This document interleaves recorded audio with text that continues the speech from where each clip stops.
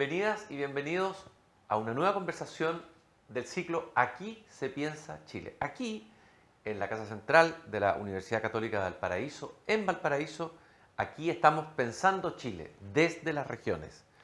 Hoy día vamos a hablar de cambio climático y resiliencia regional en relación al cambio climático. Y quería, antes de presentar a nuestros invitados a esta interesantísima conversación, leer una cita bien antigua, pero bien significativa, que está en el Antiguo Testamento, en el Eclesiastés 1:4, que dice: una generación va, otra generación viene, pero la tierra siempre permanece. Unos nacemos y otros morimos, pero la tierra jamás cambia. Jamás cambia el cambio climático. La tierra está cambiando. El hombre sabemos que es el más efímero de los efímeros, pero la tierra también es la que cambia y la que es efímera. Hoy día vamos a hablar de esos y otros temas de resonancias bíblicas, antropológicas y humanas. Quiero presentar a nuestros invitados en primer lugar y darle la bienvenida a Flavia Liberona. Un gusto, Flavia, de tenerte acá. Flavia es conocida en el tema ambiental, es bióloga de la Universidad Católica, directora ejecutiva de Terram, es docente, ha sido coordinadora en redes de trabajo a nivel nacional en distintos temas: bosque nativo, institucionalidad ambiental, biodiversidad, transgénicos, muchísimos temas. Y también tenemos como invitado, un gusto saludarte, a Marcelo Mena. Marcelo ya es un poco más de la casa aquí de la Universidad Católica de Valparaíso, porque es docente, profesor de la Escuela de Ingeniería Bioquímica de esta universidad. Él fue subsecretario de Medio Ambiente y ministro de Medio Ambiente en el segundo gobierno de Michelle Bachelet. Fue elegido el año 2022 como entre los 30 líderes climáticos del mundo por una revista Business Insight. Y también, actualmente, esto es muy interesante, vamos a hablar de eso, es un CEO, no sé pronunciarlo bien, creo que me salió, Fondo Mundial del Metano. Ha trabajado en ese tema y también en temas de problemas de calidad de aire. Muy bienvenido, Marcelo. Muchas gracias, encantado. Bueno, quiero primero partir conociéndolos un poco más. ¿De dónde viene esta vocación, esta pasión por el medio ambiente? Y Flavia, entiendo que tú creciste o pasaste una parte, no sé si de tu infancia o juventud, en el Cajón del Maipo, y eso fue muy importante, digamos, en tu historia, como una impronta para lo que viene después. Sí, mira, yo nací y criada en Santiago, pero sí con un nexo súper fuerte con el Cajón del Maipo. Toda la vida mis papás tuvieron casa en el Cajón del Maipo, así que pasaba harto tiempo ahí. Luego tuvimos parcela, y luego yo tengo parcela en el Cajón del Maipo, entonces es un lugar en el que habito recurrentemente, transito. Bueno, ahora por ejemplo voy a irme unos días arriba al Cajón del Maipo, a San Alfonso. Entonces soy, de alguna manera, mi corazón es cajonino, ¿ya? Y bueno, y eso tiene que ver con con mi cercanía con la naturaleza, pero también yo creo que tiene que ver mi cercanía con la naturaleza con el haber tenido unos tremendos profesores en la Universidad Católica de Chile. ¿Recuerdas algún maestro, alguien que te haya marcado una impronta? Es curioso porque cuando yo pensaba en estudiar, cuando estaba en el colegio, pensaba estudiar arquitectura. Y de repente me empezó a surgir esto, y cuando llegué a la Católica tuve un primer profesor, el doctor Patricio Sánchez, que impartió un curso que se llama Introducción a la Biología Poblacional, que tenía mucho horario y revisaba como toda la parte naturaleza. Y yo dije, aquí llegué, y después tuve otros profesores, Eduardo Fuentes, el profesor Hayek, todos tremendos, Juan Carlos Castilla, Premio Nacional de Ciencias, todos tremendos profesores que de alguna manera te van formando y te van entregando una visión. Y yo siempre estuve orientada como al tema ecología. Igual en las otras áreas de la biología tuve profesores importantes, relevantes, pero los que yo diría que me marcaron en meterme en estos temas son esos. Pero también tuviste encuentros con algunas mujeres bien notables, por ejemplo, con Alicia Hoffman y con Adriana Hoffman. Con las dos. Sí.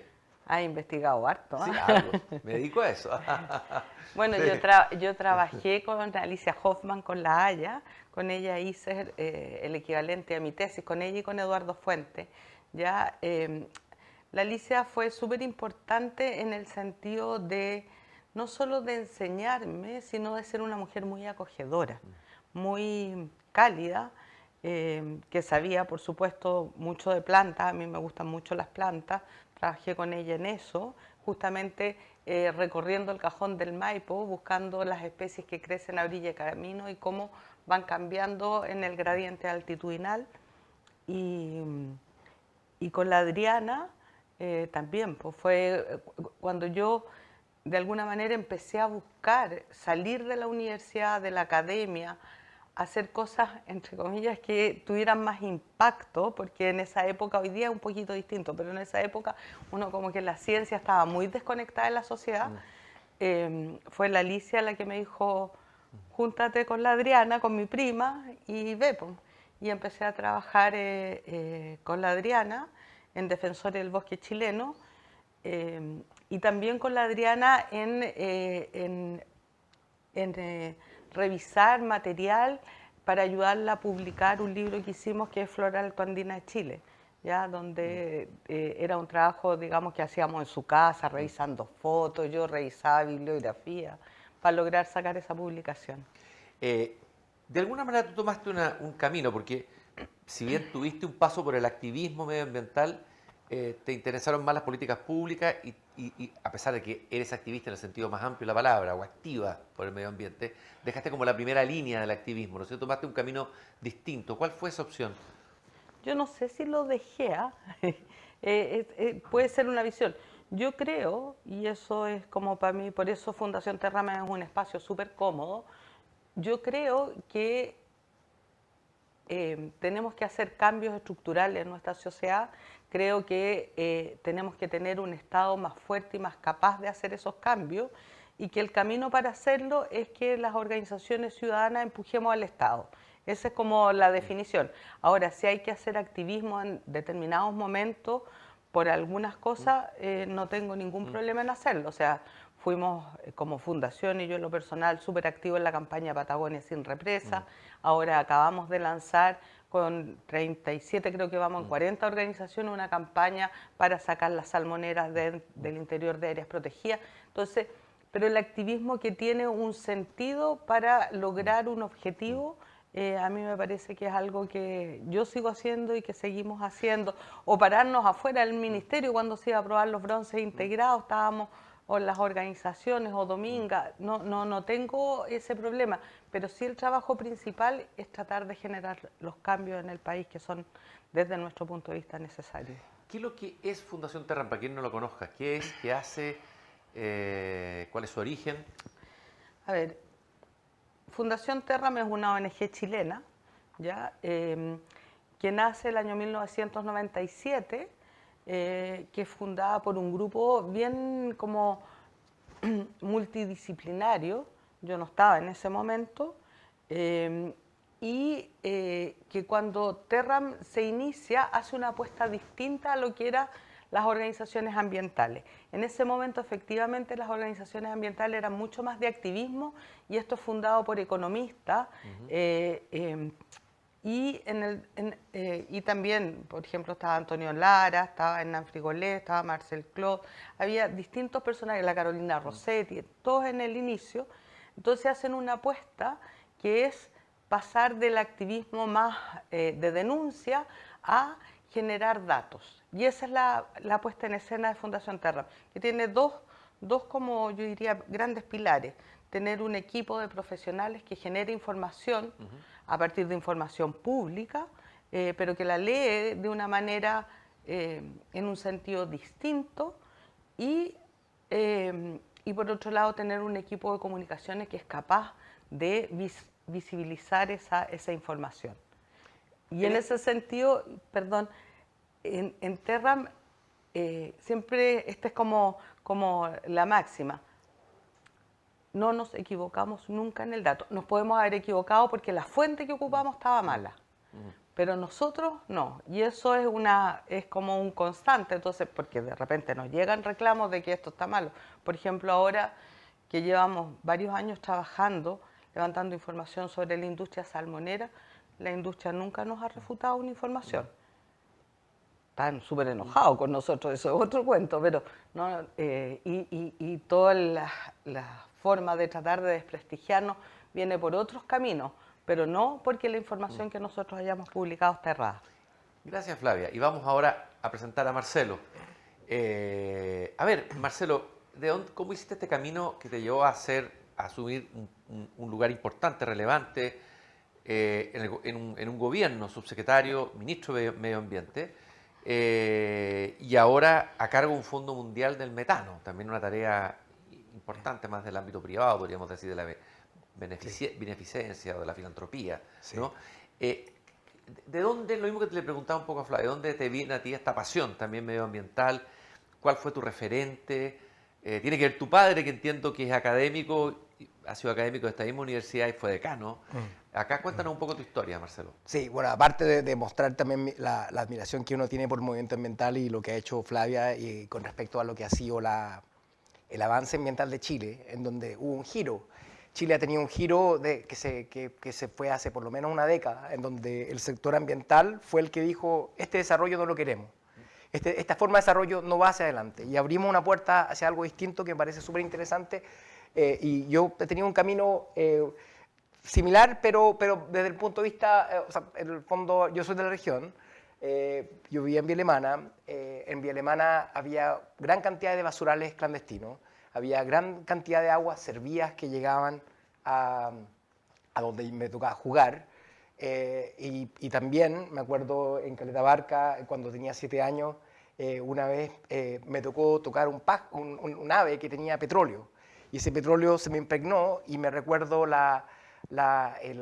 dolor que me causó cuando mi madre me escobilla y me saca ese petróleo. Imaginaba lo que significaba para ese animal el daño que le podía haber causado. Entonces, en el fondo, el petróleo y los combustibles fósiles han sido tremendamente dañinos, han creado mucha riqueza, pero estamos en un momento que nos damos cuenta que esa riqueza pone y amenaza nuestro futuro y tenemos que hacer un giro.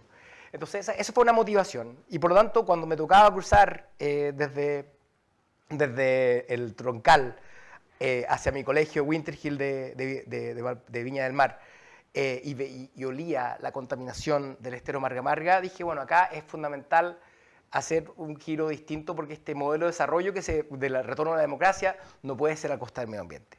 No puede ser a costa porque en el fondo si no nos acoplamos nuestro crecimiento económico de la contaminación, ese crecimiento económico solamente va a amplificar los problemas ambientales que estamos viendo. Y desde entonces, bueno, me tocó trabajar en temas de tratamiento de agua, me tocó, gracias a Dios, poder participar en lo que fue el saneamiento de la zona central de Chile, me fui a estudiar un posgrado, me dediqué al tema de calidad de aire y dije, bueno, quiero volcar toda mi formación hacia soluciones para enfrentar todos los problemas que tenemos, partiendo por la contaminación atmosférica hacia la crisis climática. Gracias a Dios tuve la oportunidad de poder participar en temas distintos como la biodiversidad, porque yo no venía de ese mundo, pero me tocó poder aportar en ese contexto y sigo aportando. Entonces, cuando yo pasé con el ministro Badenier, entrando al ministerio, pasamos por todos y cuando nos despedimos también dijimos lo mismo, nosotros venimos del medio ambiente y nos vamos a ir con el medio ambiente, esto no es un cargo transitorio y vamos a ser aliados y seguimos trabajando para que los que siguieron sigan avanzando en lo ambiental. ¿Hay algún maestro, referente, alguien que te haya marcado en tu formación? Y yo diría que, bueno, aparte mi viejo que es ecólogo matemático, así partió modelando las poblaciones, las enfermedades, el crecimiento de las poblaciones en general. Aparte de eso, yo diría alguien como James Hansen, que es un científico de la NASA, que dedicó, bueno, que dijo, él estudiaba otros planetas y estudiaba el efecto invernadero en Mercurio.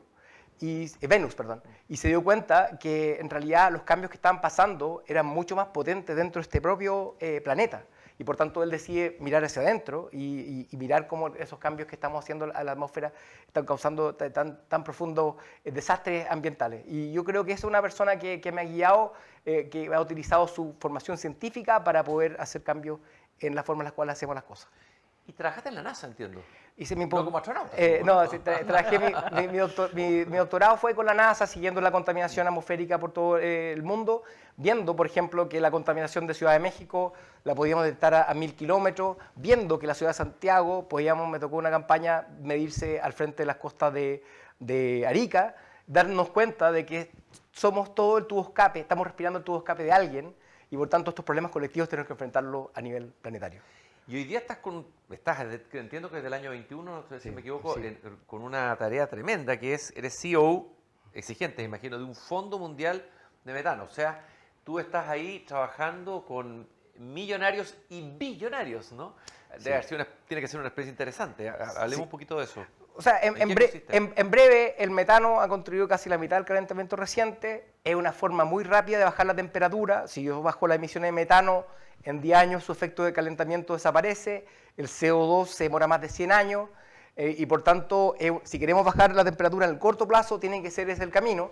Pero eso viene con muchas ventajas, porque significa mejor seguridad alimentaria, mejor seguridad energética, trae beneficios a quienes actúan. Y tiene mucho que ver con rellenos sanitarios, que fueron un dolor de cabeza cuando yo estaba en el gobierno, y me habría encantado tener las herramientas que estamos tratando de brindar a los gobiernos hoy día. El tema de la ganadería, que siempre ha sido un tema esquivo, pero que tiene soluciones, y acá en Chile estamos liderando, y el tema de energía. Así que, por lo tanto, estoy muy feliz de eso. Hemos desplegado más de 200 millones de dólares hasta ahora. Ayudamos a los gobiernos como el de China o de Estados Unidos a avanzar en temas de cambio climático, así también Chile y más de 150 países. Y, por tanto, desde Chile estamos tratando de formar un puente entre el mundo desarrollado y en vía de desarrollo para poder mostrar cómo las soluciones climáticas tienen sentido a quienes quieren tomar acción. Bueno, y imagino que para ti, para un chileno, debe ser fuerte encontrarse con la tradición de la filantropía, cosa que aquí prácticamente no existe, ¿no es cierto? Sí. Es más bien caridad que existe que filantropía, tradición filantrópica. ¿Cómo ha sido eso? Bueno, a mí me gustó mucho haber conocido a Chris Tompkins y a Douglas Tompkins en su momento y entender un poco cómo ellos tenían una frecuencia completamente distinta al modelo y la élite económica en Chile. Porque recordemos que la élite económica, en el último estudio de PNUD, está muy desconectada con el resto de las realidades ambientales o sociales. De hecho, la prioridad ambiental es casi cero en la última encuesta de PNUD. Y por tanto, ese contraste entre el modelo de desarrollo que proponía Tompkins fue muy interesante. Y por tanto pude trabajar con ellos y hacer una articulación público-privada única de la creación mayor de parques nacionales en este siglo en Sudamérica, más de 45.000 kilómetros cuadrados de parques nacionales nuevos, con su defecto, algunos de ellos, en el sentido que quisimos excluir la salmonicultura de uno de ellos, pero no fue posible.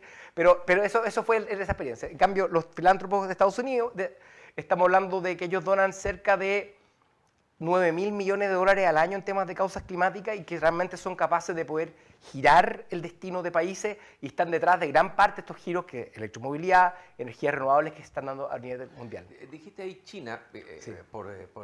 por ignorancia tal vez tengo una idea hecha, uno tiene una idea hecha que China no tiene voluntad de aportar en la solución del cambio climático. ¿Cómo es el tema de China hoy en relación a eso? Mira, en temas de cambio climático, todos los países tienen contradicciones.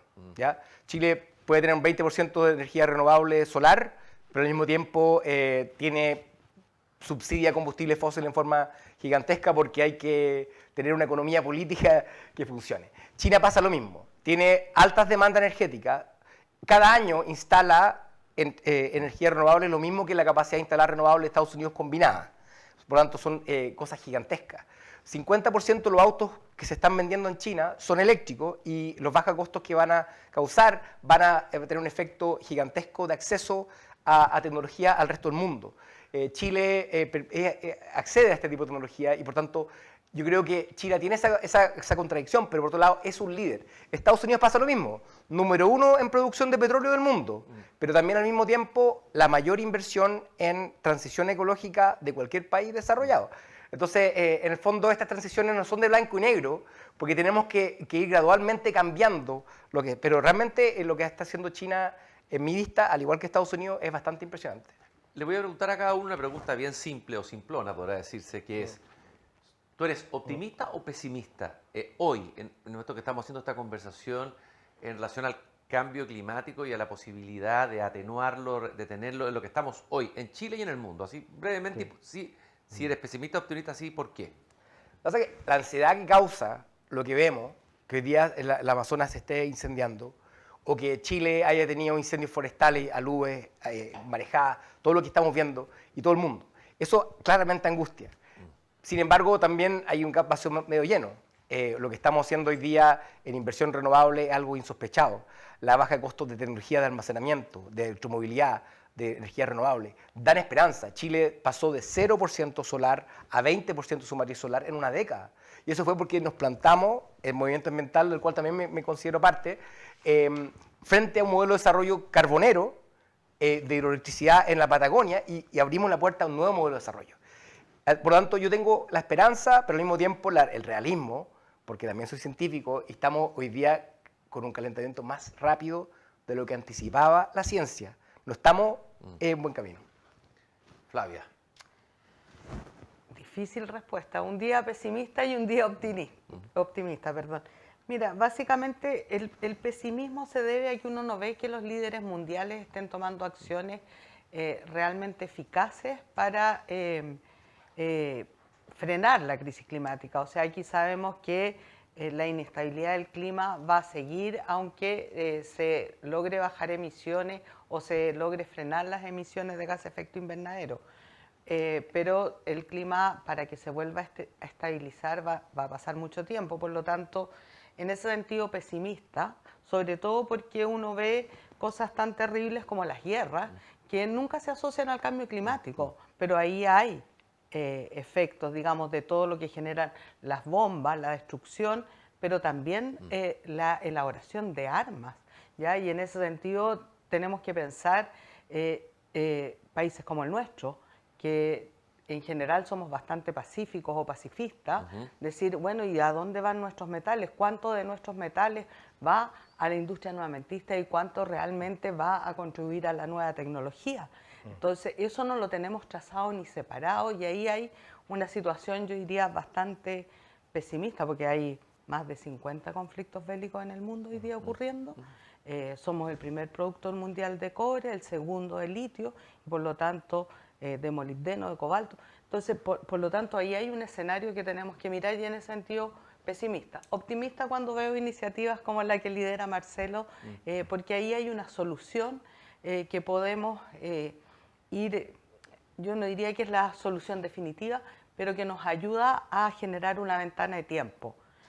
También soy optimista cuando uno ve las comunidades locales, aquí en la región de Valparaíso, preocupadas de su vegetación, preocupadas de generar pequeños lugares para proteger la vegetación nativa. Hoy día la vegetación de los ecosistemas mediterráneos de Chile, es decir, de la cuarta a la sexta, es una vegetación clave. Si mantenemos esa vegetación, de alguna manera paliamos los efectos, frenamos la desertificación. Entonces, ahí hay algo que tenemos que hacer como país, como política pública, de lograr visibilizar, yo diría, la importancia que tienen estos ecosistemas frente a la crisis climática para soluciones en nuestro territorio, en nuestro país, en comunas pobres, en comunas rurales, en comunas costeras, en fin. Y ahí hay todo un tema que tenemos que trabajar, pero yo creo que es una combinación entre las soluciones, entre comillas, globales, de las cuales trabaja Marcelo, y también apostar mucho a las soluciones locales, porque la gente hoy día conoce sus territorios y está preocupada de cómo se están transformando. La ministra de Medio Ambiente dijo, Chile es un ejemplo de ambición climática y tiene una postura de Estado. ¿Estás de acuerdo con ella? O sea, yo creo que Chile es un ejemplo de ambición climática en un sentido, porque hemos apostado a comprometernos con ciertas cosas. El problema es que no las vamos a poder cumplir. ¿Qué no vamos a poder cumplir fundamentalmente? A ver, vamos por partes. Chile se comprometió con lo que se llama la Contribución Nacional Determinada, donde para llegar a reducir emisiones, uno es todo lo que se llama mitigación, que es cambios tecnológicos, generación de renovables, pero otro es absorción. ¿Ya? Eso te da el equilibrio, es un balance. Eso lo dan los bosques nativos, por eso es la importancia, no solo los del sur, de la Patagonia, del Biobío. El centro también, el bosque esclerófico, etc. De eso estoy hablando yo. Claro. Estos bosques son muy relevantes. Entonces, ¿cuál es el problema? no hemos plantado ni reforestado de acuerdo al compromiso internacional y además estamos teniendo cada vez incendios forestales más tremendos y no tenemos una política de prevención y combate de incendios. Por lo tanto, porque cuando uno mira los gráficos, cuando hay un incendio, las emisiones se disparan. Cuando los incendios están relativamente controlados, entonces todo lo que es absorción tiene un sentido y va equilibrando con lo que es emisión y por lo tanto tú vas avanzando. Entonces aquí tenemos un desafío tremendo. Chile no va a cumplir la NDC en términos forestales y por lo tanto hoy día urgen políticas públicas de prevención y combate de incendios, de forestación y reforestación de nativo, porque el problema con las plantaciones forestales es que como son cíclicas y se cortan, lo que captaste se vuelve a emitir. Entonces aquí es el bosque nativo, los ecosistemas mediterráneos, el esclerófilo, la xerofítica, el matorral, ya es importante mantener y reforestar. ¿Y por qué no estamos cumpliendo, por qué no estamos dando el ancho desde tu perspectiva como país en esto? ¿Es una inercia? ¿Un Estado que no funciona para poder, porque es un Estado que se comprometió en eso? ¿Cómo lo ves tú? ¿Por qué? ¿Cuáles son las causas más profundas? A ver, yo creo que aquí hay un problema político importante. Primero, que los gobiernos duran 4 años y todos los gobiernos van en pos de el voto fácil, ¿no? ¿Ya? Y los temas fáciles son delincuencia, salud, pensiones, les vaya bien o mal, la educación. El tema de cómo esto, porque estos son temas de largo plazo, los asentamos, no son de fácil penetración en el mundo político. Segundo, creo que hay mucha ignorancia, claramente, en nuestras autoridades, en nuestros parlamentarios, y por lo tanto no tenemos hoy día un parlamentario como fue Antonio Horvath. Para mí Antonio Horvath fue un gran parlamentario porque él fue metiéndose y comprendiendo los temas y jugando en el largo plazo. Ya, hoy día no tenemos parlamentarios así, desgraciadamente, y por lo tanto tenemos autoridades de paso que en general no conocen la historia, saben poco de ecología, del Poder Ejecutivo, y por otro lado parlamentarios que de alguna manera no se involucran lo suficiente. Entonces ahí hay un tema estructural. El segundo tema estructural es Hacienda. Hacienda no pone en el presupuesto de la Nación dinero para estas cosas. Por lo tanto ahí hay un tema que no pone para áreas protegidas, no pone para temas que hoy día son vitales. Si uno mira los presupuestos del Ministerio de Medio Ambiente, del Servicio de Evaluación Ambiental, de la Superintendencia, comparados con el Ministerio de Obras Públicas o el propio Ministerio de Agricultura. El Ministerio de Agricultura tiene 10 veces más presupuesto que el Ministerio de Medio Ambiente. Por lo tanto, hay un tema de país de no haber asumido estos desafíos y no poder cumplir. Y por otro lado, yo creo que no hay como un enganche que uno podría decir público-privado virtuoso en estos temas. Lo ha habido en el tema de instalar industrias de generación eléctrica de renovables, paneles, aerogeneradores, en fin, pero en este tema no ha habido algo similar. ¿Estás de acuerdo con el diagnóstico de Flavia? ¿Tienes matices? ¿Cuál es tu mirada de lo que pasa acá, de nosotros como país? Sí. Porque parece ser más optimista por lo que te he escuchado en algunas conferencias. Tengo matices, pero coincido que el problema de fondo es el cortoplacismo con el cual todos tomamos decisiones. Por ejemplo, 4 años de gobierno ya es corto, pero los ministerios de Hacienda están pensando en el balance fiscal del año y por tanto ojalá que gasten menos y no se ve como cosas como inversión. Entonces veamos súper claro el tema de lo que va a pasar con la resiliencia eléctrica. Se cortó la luz muchas veces.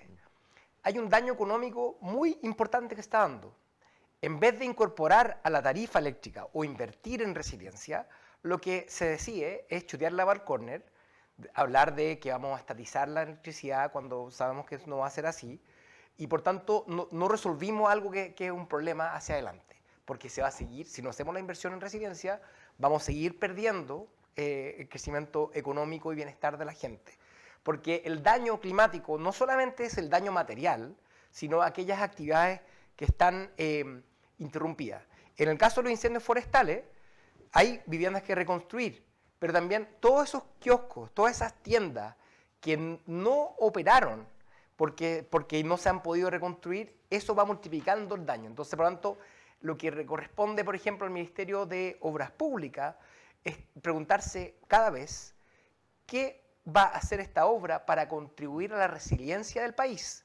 Porque sabemos que hoy día tenemos una carretera, la 5 norte-sur, ¿no es cierto?, que si se corta, gran parte de nuestros trayectos se terminan. Y por tanto, si llega a haber un desastre natural, va a haber un daño económico tremendo. Nuestros puertos no están adaptados. Hemos pasado tiempo que ni siquiera somos capaces de que llegue el combustible porque las marejadas son tan frecuentes. Entonces, el tema es cuando hacemos cargo de una mirada a largo plazo, nos damos cuenta que la acción climática tiene menos costo y los beneficios son muy superiores. Pero lamentablemente, como hablamos en un año o 4 años, esta mirada, lo que llama Mark Carney la tragedia del horizonte, es invisible. Hay una tragedia en el horizonte que nosotros no estamos viendo porque simplemente tomamos decisiones para este año y no para los próximos 40 o 50. Pero, ¿dónde estaría el vaso medio lleno? Sí, brevemente, porque lo vamos a tomar en la segunda parte del programa. Sí, o lo bonito es que, por ejemplo... Ya vimos lo vacío, ahora veamos lo medio lleno. El sistema económico de Chile, ya a través de la reforma de la ley de cambio climático, permite que se incorpore el riesgo climático, se obligue en los estados de declaración de la empresa ante la Comisión de Mercado Financiero. Eso ya es fundamental. Los proyectos de inversión tienen que considerar en la evaluación ambiental cómo se posicionan con respecto al cambio climático.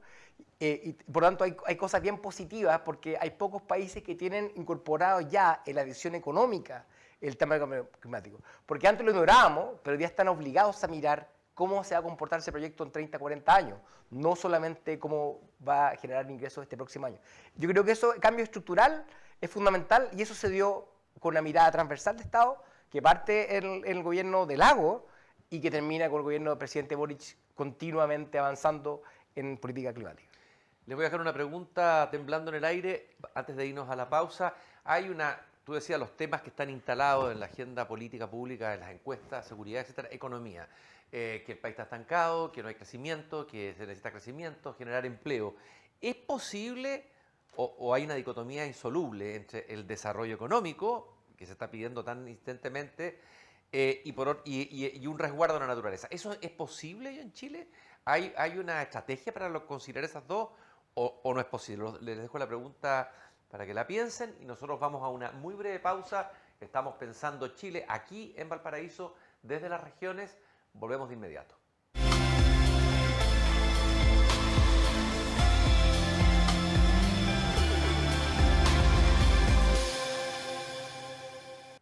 Seguimos pensando Chile aquí, en la Casa Central de la Universidad Católica del Paraíso, en este lugar histórico, puesto que debajo de este estudio se hizo la primera transmisión en vivo de la televisión chilena. Pensamos Chile desde las regiones. Estoy conversando con Flavia Liberona y estoy también conversando con Marcelo Mena sobre crisis ambiental, cambio climático, resiliencia regional. Dejé una pregunta antes de ir a la pausa que tiene que ver, no sé si es una falsa dicotomía o es una dicotomía real e insoluble. ¿Cómo conciliar desarrollo económico? Este es un problema que tienen todos los países, ¿no? Desarrollo económico y al mismo tiempo políticas ambientales correctas que protejan, resguarden el medio ambiente. Marcelo, ¿cómo lo ves tú esa? Sí, hay distintos cálculos que se han hecho para ponerle en número. La crisis climática puede quitarle al país en torno a un 27% de su PIB al año 2050. Eso es tremendo. 2 décadas de crecimiento económico del bueno, perdido y echado por la borda porque no fuimos capaces de prepararnos para el cambio climático. Un incendio, por ejemplo, ¿cuánto afecta un incendio como el que acabamos de tener acá en la región? El año pasado, bueno, ese debe ser unos 800, 900 millones de dólares solamente daño material. Daño de las personas puede ser mucho más grande. El año pasado, si tú sumas básicamente los daños climáticos, por lo menos un punto del PIB fue lo que perdimos.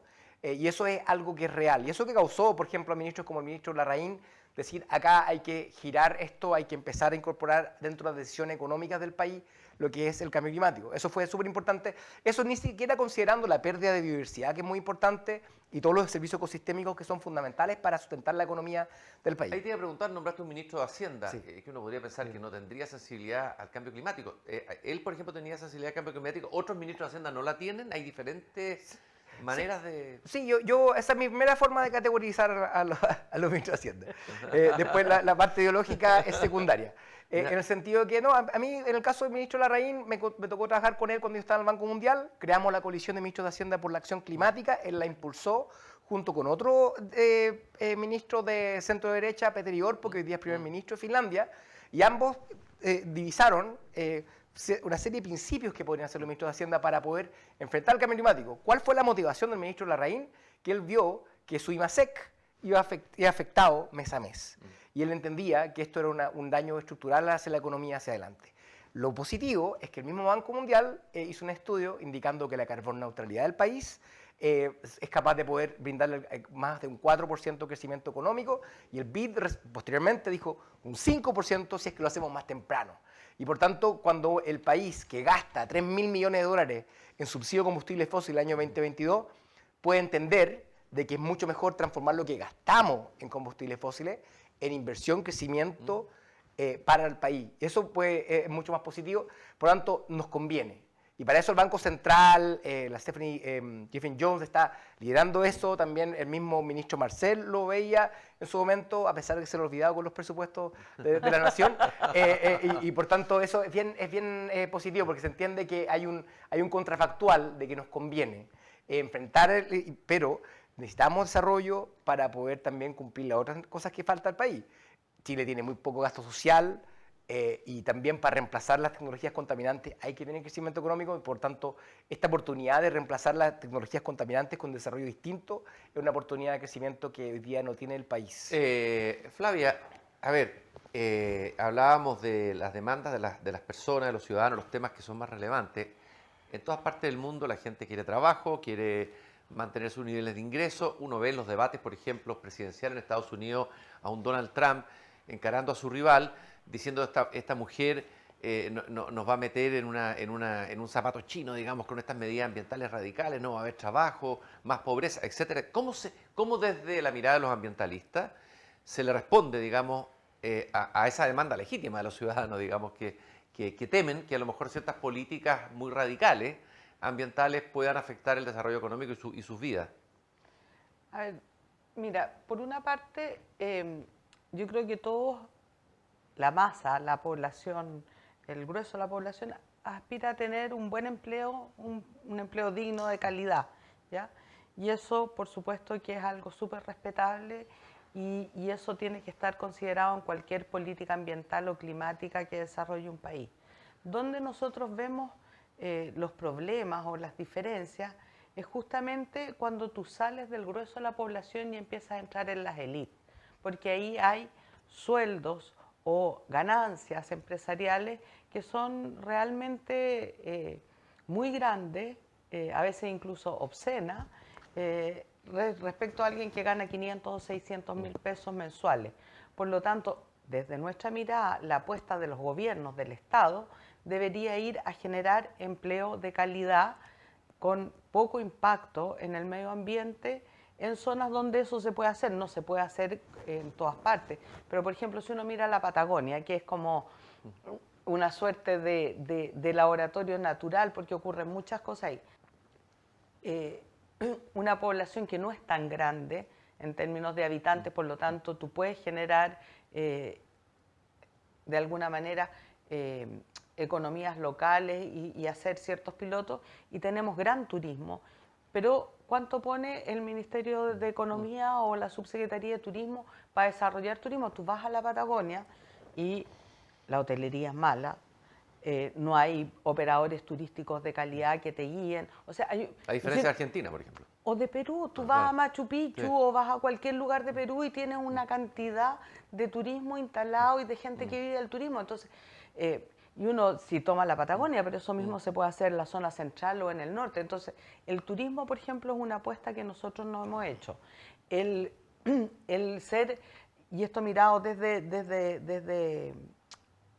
desde la crisis climática, y un poco tomando lo que decía Marcelo, que de repente cualquier evento climático extremo te puede cortar carreteras, en fin, ¿cómo nos autoabastecemos? Nosotros éramos productores de lentejas, garbanzos, poroto, arroz, harina, nos autoabastecíamos, y resulta que ahora importamos la harina de Argentina, garbanzos de Canadá, lentejas de la India. O sea, volvamos a producir para nuestras economías locales, porque además la crisis climática nos genera, digamos, situaciones que podemos quedar eventualmente aislados como estuvimos en el COVID.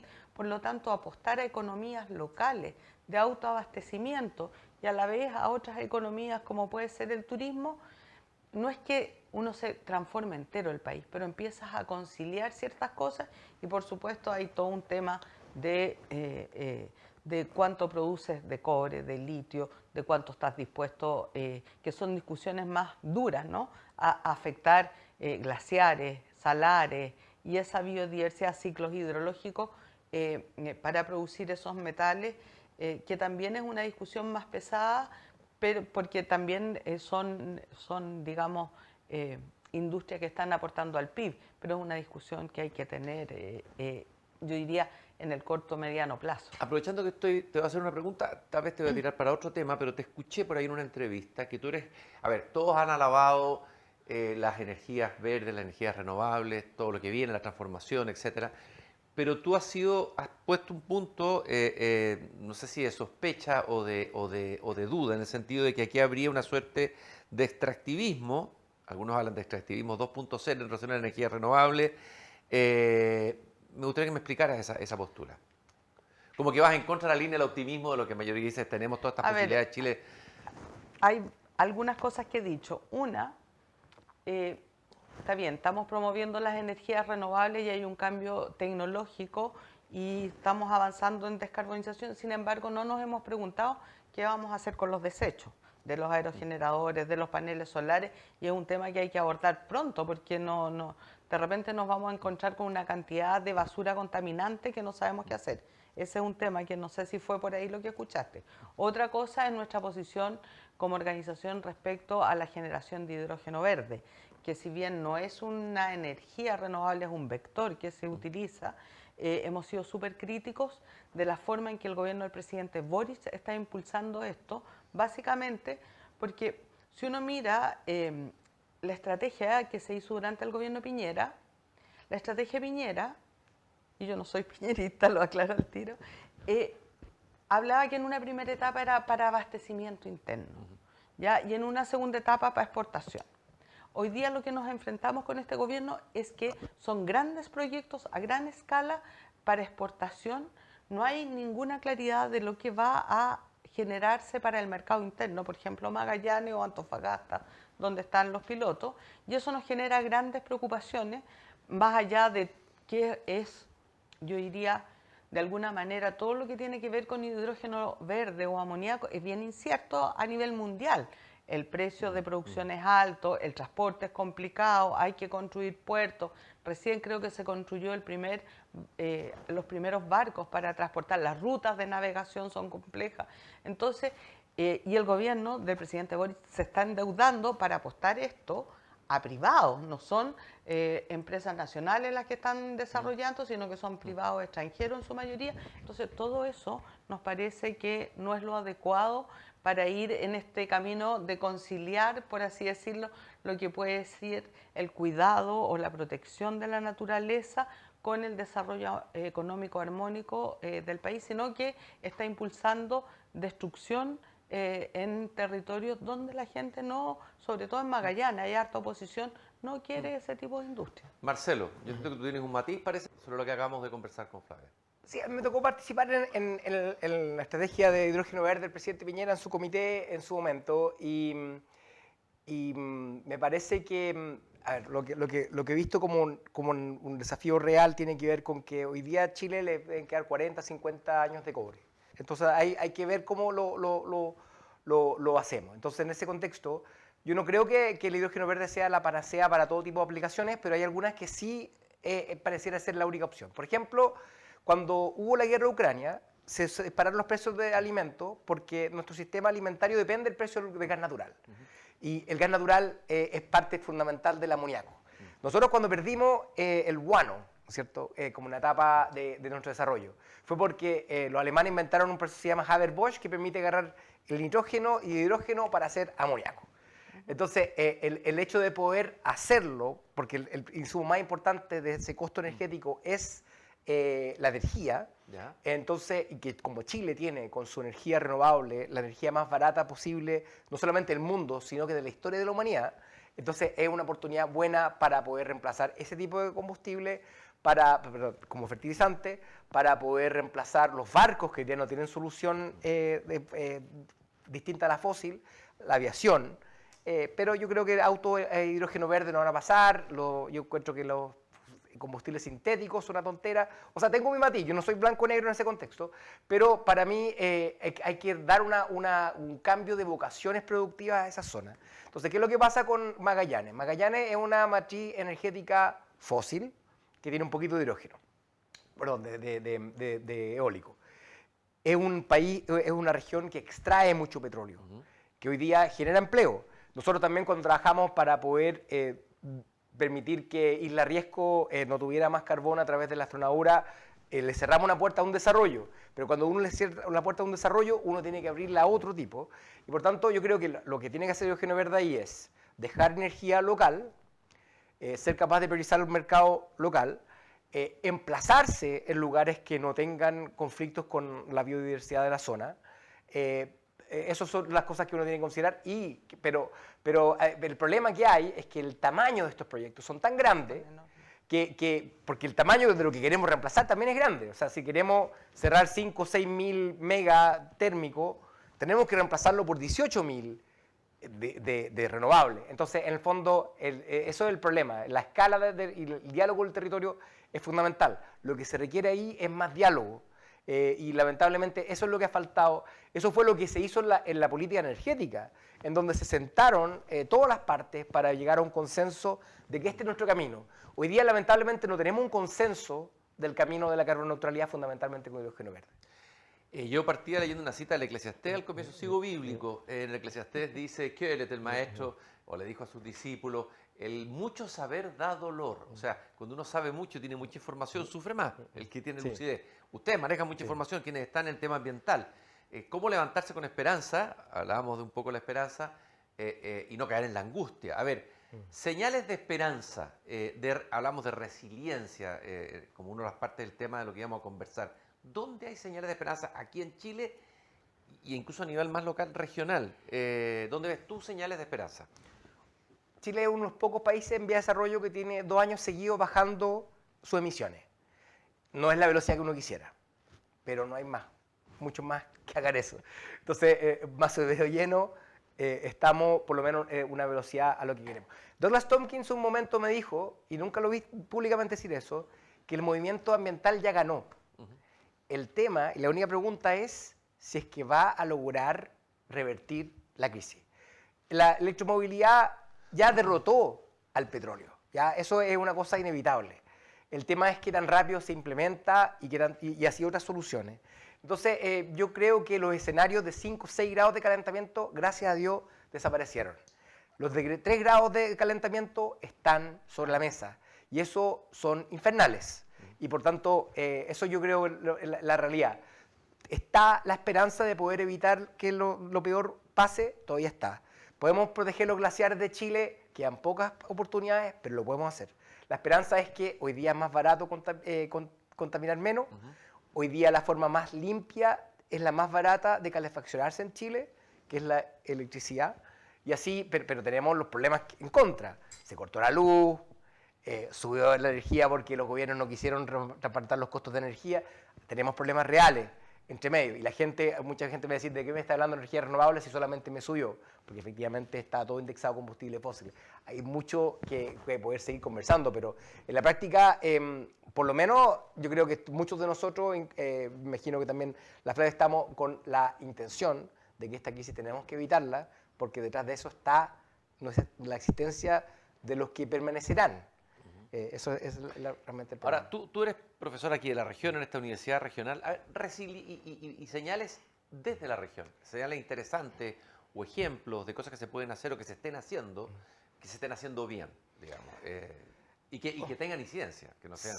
Bueno, el cierre de la termoeléctrica de carbón y su posterior reemplazo por otro tipo de tecnología es una señal positiva.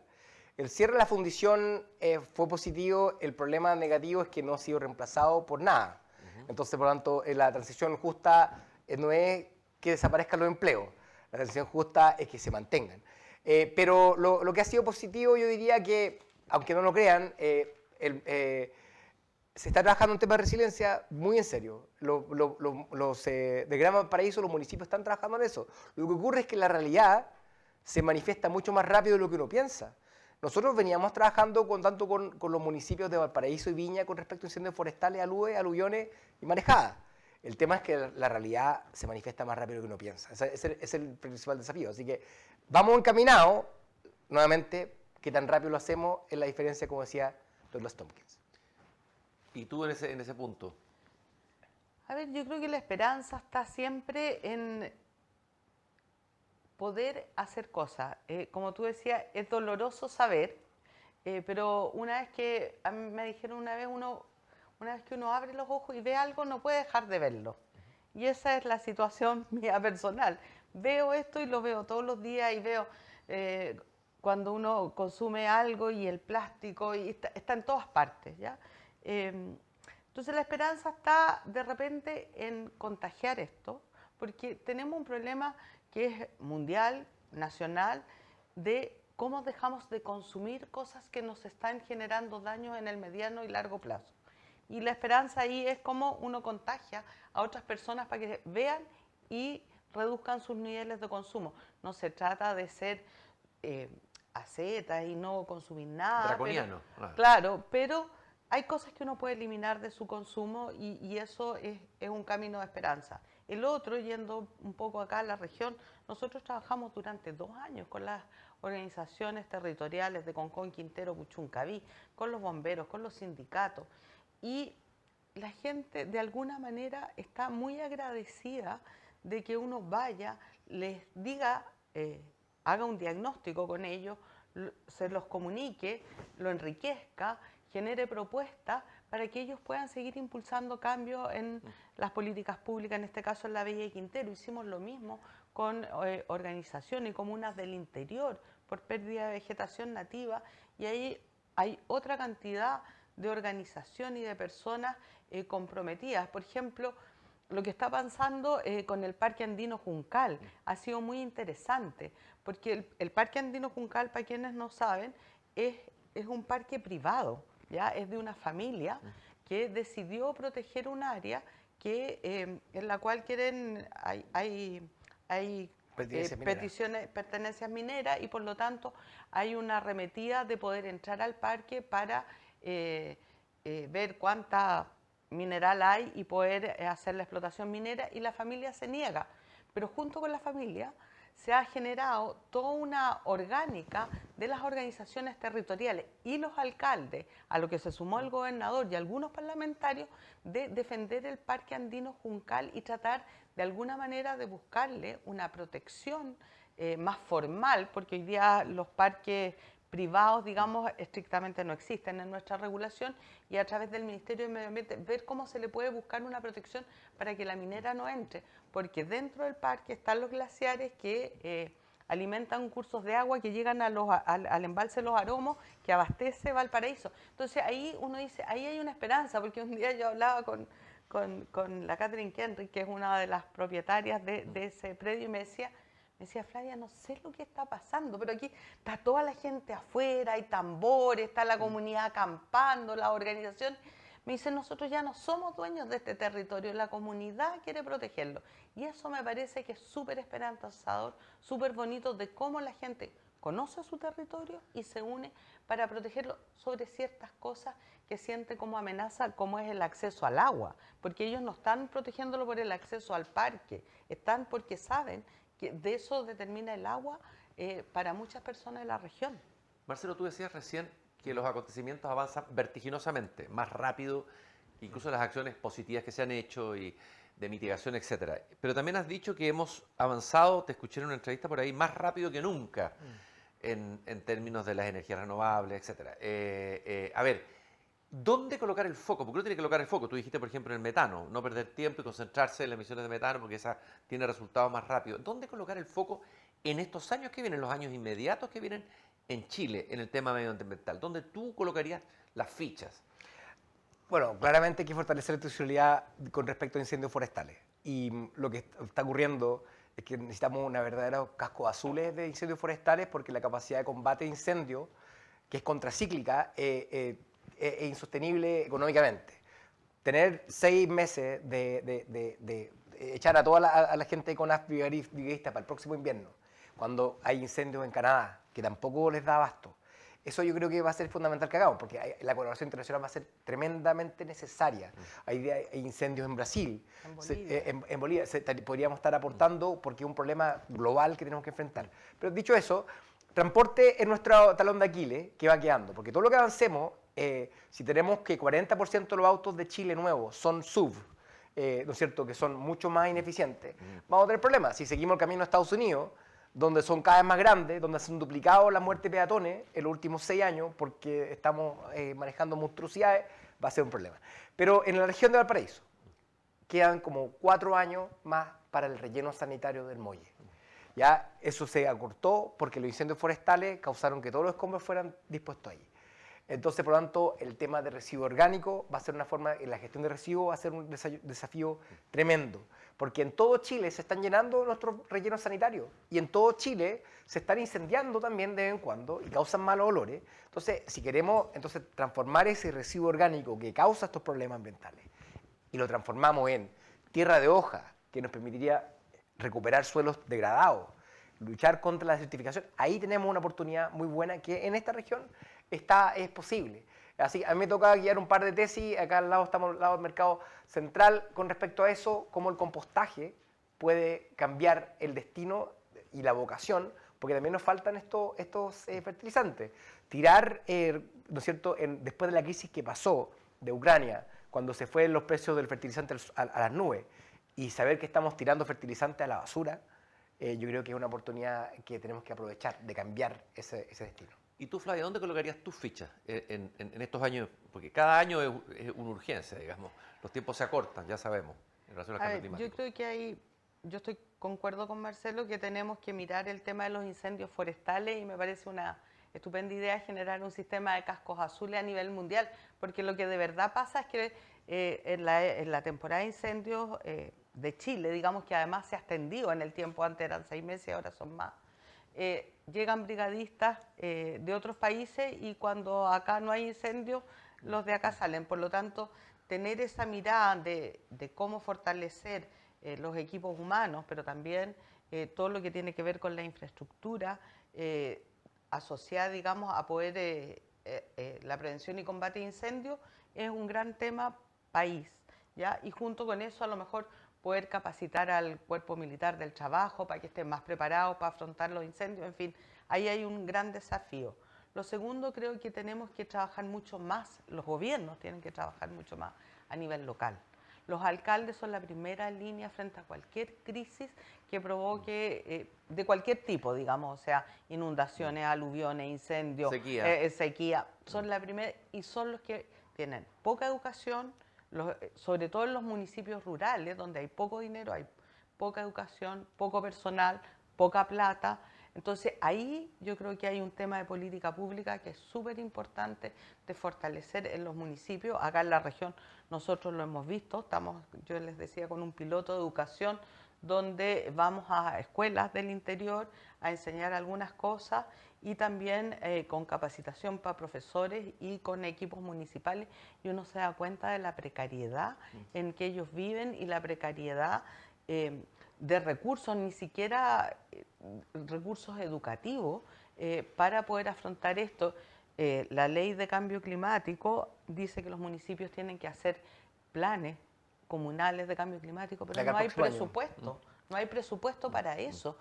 Hay algunos fondos internacionales para hacer pilotos, pero la ley de cambio climático, en estricto rigor, tiene 3.300 millones de pesos para 13 ministerios, lo que es nada. Tú comprenderás que es nada cuando, por ejemplo, el Ministerio de Agricultura, para poner una cifra, tiene 700.000 millones de pesos para un año. O sea, no. Entonces, es ahí donde hay que abrir la billetera de Hacienda, poner plata en los municipios, en los gobiernos regionales, para que puedan avanzar Ahora, en y generar... administrar esa plata, porque también ha habido problemas de gestión a veces en bueno, los por municipios. supuesto. Ese problema quería decir directamente, porque en el proceso constitucional se habló de la descentralización. Sí. Hoy día 80% del gasto nacional es diseñado y ejecutado en Santiago. Otro 10% es para el FNR y otro 10% es para los gobiernos locales, lo que está en la primera línea. El FNR, lamentablemente por temas fundaciones, en vez de haber sido invertido en cosas que de sentido común no fue, y por tanto ha minado la confianza, es fundamental la descentralización. La resiliencia parte con la descentralización. Y es lamentable lo que ha pasado, pero eso no significa que tenemos que resignarnos de que Santiago tiene que gobernar el destino de las regiones. Y una cosa más respecto, por ejemplo, podríamos mirar, ya el próximo año va a ser efectivo la recaudación del royalty, que ya está determinado a qué comunas va. Eso darle una orientación para paliar o hacer frente a las crisis climáticas comunales. O sea, tenemos plata y tenemos que de alguna manera aunar instrumentos que vayan en la orientación para que, sobre todo las zonas más vulnerables de Chile, Valparaíso sin duda es una de las regiones más vulnerables de Chile a la crisis climática, puedan tener acciones locales concretas para hacer frente a los tremendos desafíos que se vienen. Quiero agradecerles, hizo corto el programa, son muchos los desafíos, habrá que retomar este tema seguramente en otra emisión. Muchas gracias, Flavia, por haber venido a Valparaíso a conversar aquí en Valparaíso Muchas sobre gracias. cambio climático y resiliencia regional. También a ti, Marcelo, gracias por la conversación tan interesante que hemos tenido y espero que haya sido significativo para los que nos escuchan. Y los invitamos para la próxima emisión de Aquí se piensa Chile. Sigamos pensando Chile desde las regiones, desde la Casa Central de la Universidad Católica de Valparaíso. Gracias por habernos acompañado.